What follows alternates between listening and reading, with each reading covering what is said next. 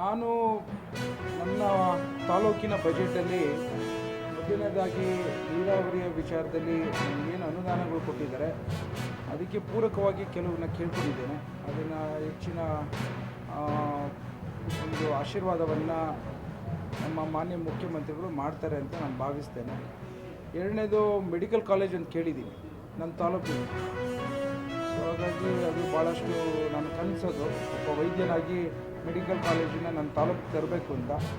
So ಹಾಗಾಗಿ ಅದರ ನಿರೀಕ್ಷೆಲಿದ್ದೀನಿ. ಆಗಲಿಲ್ಲ ಅಂದರೆ PPP ಮಾಡಲೆಲ್ಲಾರು ಕೊಡಿ ಅಂತ ಕೇಳಿದ್ದೀನಿ, ಎರಡನೇದು.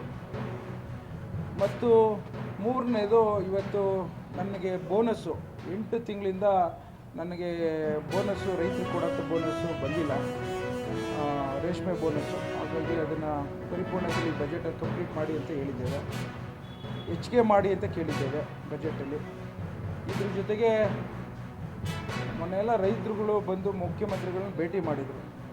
ನಾನು ಸಹ ಅದರ ಹಿನ್ನೆಲೆಯಲ್ಲಿ ಇವತ್ತು ರೈತರ ಹೆಣ್ಣು ಕೊಡದೇ ಇರೋಂಥ ಪರಿಸ್ಥಿತಿ ನಮ್ಮ ಗ್ರಾಮಾಂತರ ಪ್ರದೇಶದಲ್ಲಿ ಬಂದಿದೆ.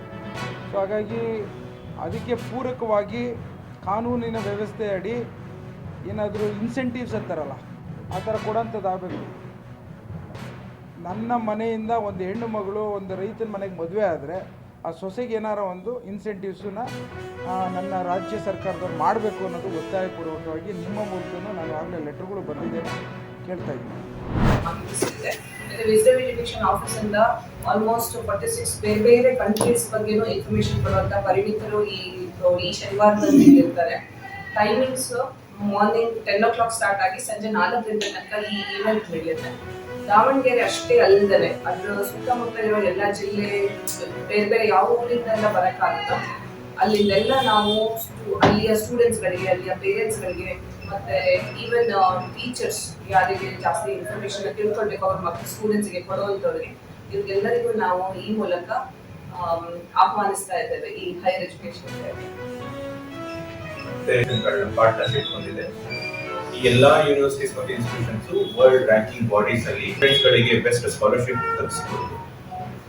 From the university merit scholarships, ಮತ್ತೆ ನಮ್ಮ ಕರ್ನಾಟಕ ಸರ್ಕಾರದ ಕೆಲವು ಸ್ಕಾಲರ್ಶಿಪ್ಸ್ ಉಂಟು, ಭಾರತ ಸರ್ಕಾರದ ಕೆಲವು ಸ್ಪೆಷಲ್ ಸ್ಕಾಲರ್ಶಿಪ್ಸ್ ಉಂಟು. ಸ್ಪೆಷಲ್ ಕ್ಯಾಟಗರೀಸ್ಗೆ, ಸ್ಪೆಷಲ್ ಜೆಂಡರ್ ವೈಸ್ ಅಥವಾ ಜಿಯೋಗ್ರಫಿಕ್ ವೈಸ್ ಅಂತ ಸ್ಕಾಲರ್ಶಿಪ್ಸ್ಗಳಿಗೆ ಹೆಲ್ಪ್ ಮಾಡೋದು ನಮ್ಮ ಮುಖ್ಯ ಉದ್ದೇಶ ಆಗಿದೆ. ಇದಷ್ಟೇ ಅಲ್ಲಿದೆ. ಸಪೋಸ್ ಸ್ಟೂಡೆಂಟ್ಸ್ಗೆ ಯಾವ ಕೋರ್ಸ್ ತಗೊಳ್ಬೇಕು, ಯಾವ ಕೋರ್ಸ್ ತಗೊಂಡ್ರೆ ನಾವು ಸಕ್ಸಸ್ಫುಲ್ ಆಗಿ ಜೀವನ ಮಾಡ್ಬೋದು, ಈ ಥರದ್ದೆಲ್ಲ ಕ್ವೆಶ್ಚನ್ಸ್ ಇತ್ತು ಅಂತಾರೆ. ಅಥವಾ ಫಾರ್ ಎಕ್ಸಾಂಪಲ್ ಕಾಮರ್ಸ್ ಓದಿ ಅಥವಾ ಬಿಸ್ನೆಸ್ ಓದಿ ಬೇರೆ ಯಾವುದೋ ಒಂದು ಸ್ಟ್ರೀಮಿಗೆ ಸ್ವಿಚ್ ಮಾಡ್ಕೊಳ್ಬೇಕು ಅಂತ ಆ ಥರ ಕನ್ಫ್ಯೂಷನ್ಸ್ ಇದ್ರೆ, ಅಥವಾ ಏನು ಮಾಡಬೇಕು ಅಂತ ಗೊತ್ತಿಲ್ಲದೆ ಇದ್ರೆ ಅಂಥವ್ರಿಗೆ ನಾವು ಈ ಕರಿಯರ್ ಕೌನ್ಸಿಲಿಂಗ್ ಅಂತ ಕೊಡ್ತೀವಿ ಆ ದಿನ. ಸೊ ದಯವಿಟ್ಟು ಇದೆಲ್ಲ ನಾವು ಏರ್ಪಾಡು ಮಾಡ್ತೀವಿ. ಬೇರೆ ಜೊತೆ